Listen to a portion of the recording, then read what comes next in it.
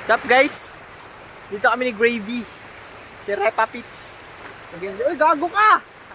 Lata ka! Kinakain yung lupa dun guys. And siya. Ang inang lupit mo naman. Guys, nangipagkarera sa bato.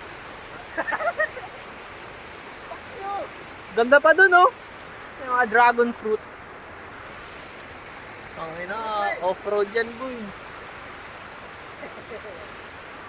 Sige guys, bibidyohan namin habang naliligo ako. Hindi naman malamig yung tubig eh, maligam-gam lang. Kasi may mga toxic na doon sa harap. May mga ihi nila doon kaya medyo mainit na dito guys. Kaya ako nandito, kaya pinili ko dito kasi yung mga ihi doon, mapupunta dito para mainit yung tubig.